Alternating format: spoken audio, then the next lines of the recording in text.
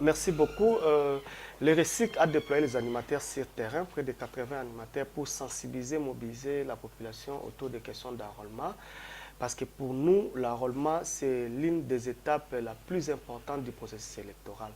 C'est pourquoi nous avons jugé bon que la population soit d'abord sensibilisée, mobilisée. Nous sommes très contents parce que la campagne évolue très bien.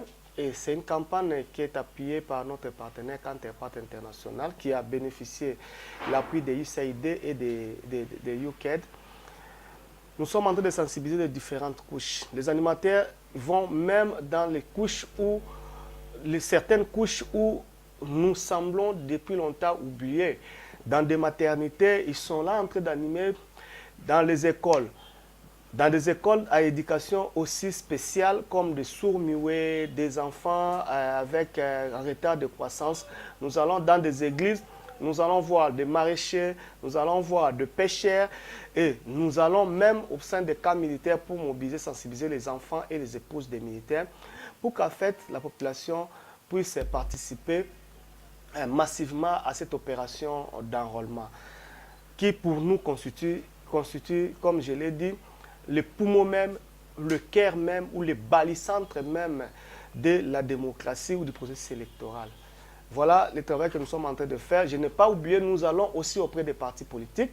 Nous allons voir tous les parlementaires debout que vous connaissez. Il y a des animateurs qui sont spécialisés pour les sensibiliser. Je crois que vous avez les images.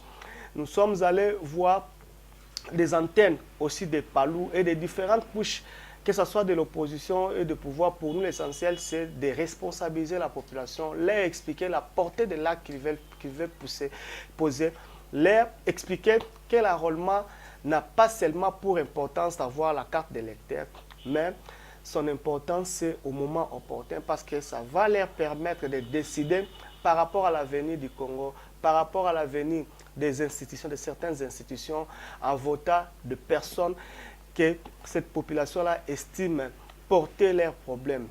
Voilà ce que nous sommes en train de faire. Et nous envoyons aussi bientôt, là, comme l'enrôlement a déjà commencé, nous allons déployer toute une mission pour faire le suivi, contrôle communautaire du processus électoral.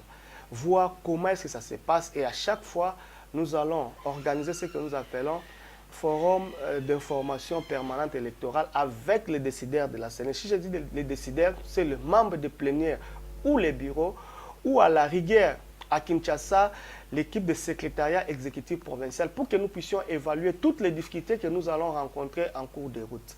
Voilà l'objectif pour les RESIC et c'est ça notre contribution au processus électoral. Par rapport déjà au travail abattu, êtes-vous satisfait des résultats? Oui, personnellement, je suis très satisfait comme secrétaire exécutif. Les animateurs respectent les consignes. La formation, d'abord, que nous avons eu à donner à ces animateurs ont été vraiment suivis. Et ils respectent les messages parce que je fais plusieurs fois moi-même les suivis sur le terrain pour les voir dans des marchés, dans des points chauds, pour voir comment est-ce qu'ils sont en train de véhiculer le message. Je suis très satisfait parce que le message est suivi et ils transmettent le message tel que c'était donné. Et là, ce qui est encore très intéressant, c'est l'engagement et la motivation des animateurs. Ils touchent presque rien, mais ils prennent le risque d'aller au sein des parlementaires debout, aller parler du processus électoral. Bon, heureusement parce qu'ils savent ce que nous faisons, ils connaissent peut-être bien la position du RESIC par rapport au processus, c'est ce qui facilite la tâche. Mais, coup de chapeau aux animateurs, ils font vraiment ma fierté et je suis fier de... J'ose croire que le RESIC pourra contribuer par ces animateurs à la consolidation de la démocratie et à un processus électoral apaisé parce que nous sommes en train déjà de récolter aussi les doléances de la population, les dénonciations de certains faits qui sont à marge du processus électoral et à la fin, nous allons voir comment est-ce que nous allons ramener tout ça au niveau des décideurs de la CENI pour prendre des mesures et des mesures allant dans le sens de mettre en place des alternatives pour aider la jeune démocratie congolaise à se consolider davantage. Ah oui, cette population que vous rencontrez souvent, est-ce qu'elle vous reçoit facilement? Elle reçoit votre message. En conclusion aussi, quel est le message que vous leur lancez alors que l'enrôlement vient d'être lancé? Bon, en réalité, je dois vous dire que ce n'est pas aussi facile. Hein. On n'est pas aussi très bien réussi de premiers contacts avec des gens. Mais heureusement que la formation, nous avons formé nos animateurs, sont déjà formés.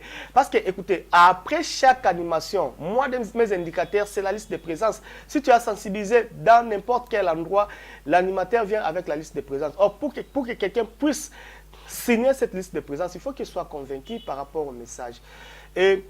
Mais ici, toujours, nous avons des tas de listes ici. Les gens signent, les gens adhèrent quand même par rapport au message, parce que c'était un message quand même professionnel que nous avons bien voulu transmettre. Ce ne sont pas des animateurs improvisés, les animateurs ont été formés et ils sont recyclés chaque fois. Et à chaque fois, parce que nous allons accompagner les processus d'enrôlement jusqu'à son aboutissement ici dans la ville-province de Kinshasa. Et chaque mois, nous allons réunir tous les animateurs pour évaluer, voir des ratés et voir comment est-ce que nous pouvons formuler des alternatives allant dans le sens des changements. Et le message que vous voulez lancer, c'est d'aller tous se faire enrôler. Si vous voulez sanctionner des dirigeants que vous estimez ne pas être meilleurs, la seule façon c'est d'avoir la carte d'électeur pour aller ce jour-là voter contre eux, mais pas pour eux. Donc c'est ça la seule façon de contribuer à la démocratie, la seule façon de contribuer à la promotion de la bonne gouvernance, la seule façon de contribuer à une paix durable. Voilà. Donc pour nous, ne pas aller, ça veut dire que vous cautionnez la situation que nous sommes en train de déplorer. Or, aller avoir sa carte, là on sait qu'on a une arme, et l'arme c'est cette carte d'électeur-là qu'on va aller sanctionner des décideurs ou des dirigeants qu'on a estimés qui n'ont pas tenu compte de nos désidérata pendant toute une législature.